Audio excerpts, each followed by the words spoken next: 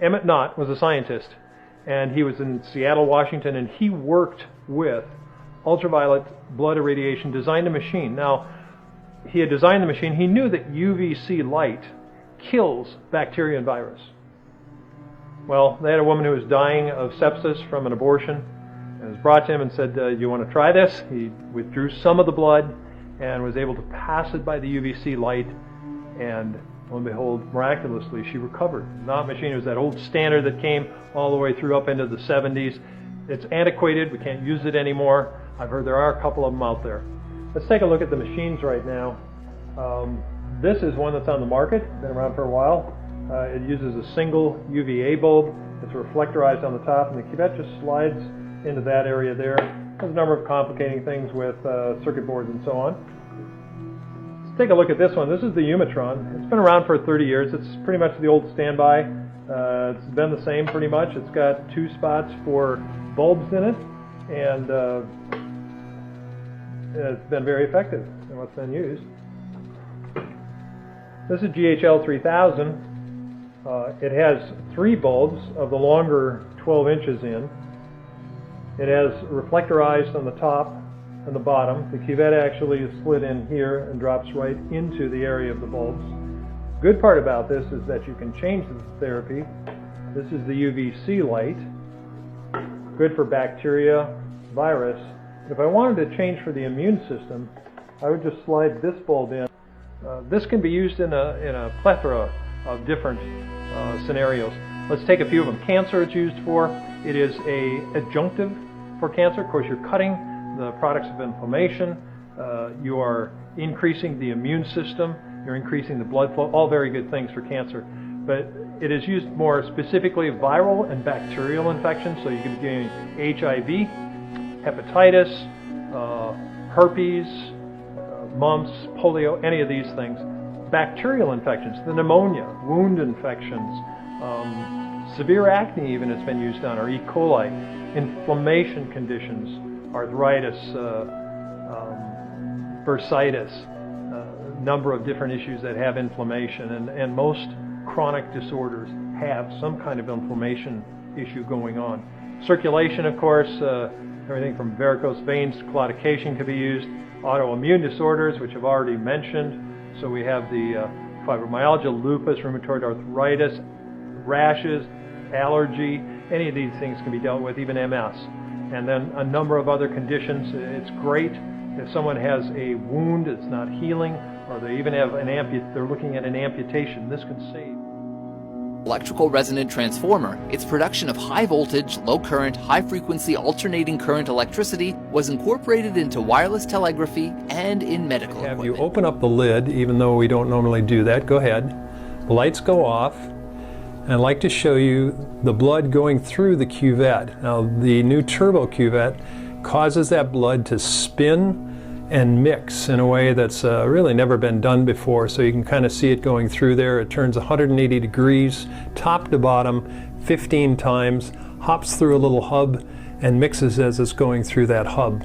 So that shows you some of the action then of what the cuvette, the turbo 180 cuvette does. Okay, you can put that back down, and we will wait for our patient to get through. We're getting down there now. You can see that the blood is stopped dripping out of the bag, and it's draining in the sight glass. Now this is a 20 drop per second administration set. It also has a vent. Rachel, in her technique here, puts the pole all the way up and lets the blood drain all the way down to the port. Now, many times if you're using smaller gauge needle or a situation, the blood will stop draining when it gets down to a certain stage, and you can actually, when you put your needle into the port with a syringe, and we'll show you that, you can draw the rest of the blood up into the syringe, then draw air into it, and then reinfuse that back to the patient. So you'll see here, she's going to hold this up. She's opened the roller clamp, and the blood is now moving down the tube.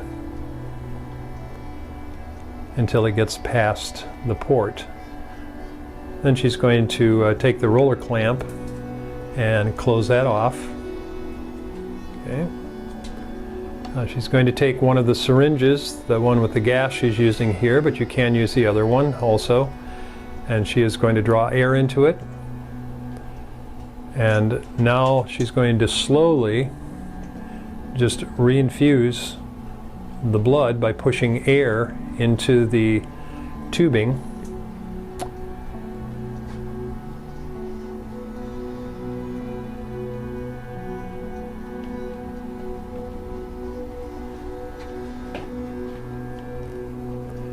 And as she's pushing that through the cuvette, it takes a while to get through the cuvette, so don't be alarmed if you're pushing slowly.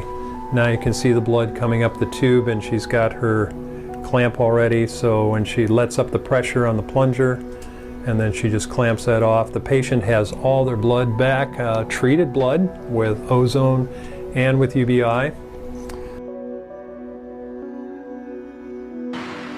The relationship between oxygen and cancer cells was defined by two-time Nobel Prize winner Dr. Otto Warburg, who confirmed that the key precondition for the development of cancer cells is a lack of oxygen at the cellular level. In 1980, the peer-reviewed journal Science reported that ozone inhibits the growth of human cancer cells without damage to healthy cells. Famous late diet guru Robert Atkins. Well, I had an ozone generator, and we used it on all our AIDS patients. We used it on just about all our cancer patients, and we used it on the yeast patients, which really was the largest group. We found that our cancer protocol, which included ozone, was effective and was keeping people with so-called terminal cancer alive and without ever having to require pain medicine, without losing weight, without any sign of deterioration, because it has been very useful, extremely safe, a wide spectrum of activity, can destroy tumor, can actually allow for shrinkage of tumor without destroying the immune system, sort of enhances the immune system while it's doing its benefit against the tumor. This is true in AIDS. Cancer is epidemic today. Yes. You said breast cancer is curable. Yes. Leukemia. Yes. Prostate cancer. Yes. Brain tumors. I've witnessed dozens and dozens of people cure themselves. So if I have a friend who says, I have been diagnosed with prostate cancer. I've had a few hundred people come to me this year. They're all cured. Warburg won the Nobel Prize for proving that the cause was anaerobism, lack of oxygen. Cause of cancer. Yes, more oxygen, which means that we can ward off disease. Otto Warburg won, and he won 2 Nobel Prizes for determining that the cause of cancer was anaerobism or lack of oxygen. And he cured thousands and thousands of people and documented in scientific research journals by raising the red cell blood count, and the people took in more oxygen and he terminated cancer.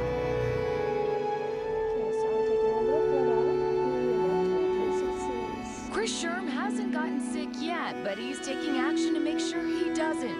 He thinks this shot will keep him from getting the H1N1 virus. I just started a new job, and I knew that it had been going around. A couple of my friends had been feeling down.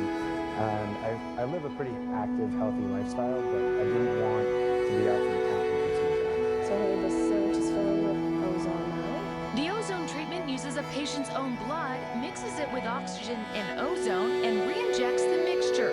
Ready? 2, 3. And the blood will go into the muscle. I need to put this in, so this is done. Dr. Nobakaba and her partner are both naturopathic doctors. They've seen quite a few people worried about getting the H1N1 virus, and they want these shots.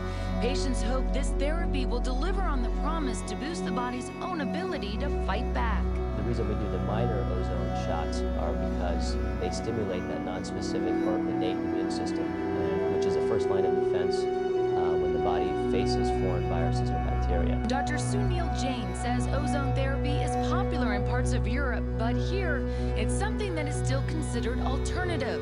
Mario Altieri came in for a shot at the first sign he was getting sick. I came in and said, I have a lot of work coming up, and I can't afford to be out. I know something's going on here, but I didn't know exactly what it was. After a week, Altieri's regular doctor did diagnose him with the H1N1, but he says his reaction was much milder than most people had. But I was functioning, and most everybody else was just at that first wave of it. I mean, they got it, and they were down for, at the time they said it was lasting 23 days. Altieri said while he had all of the symptoms, headache, fever, and aches, none were so bad he had to quit working, and his recovery was quicker.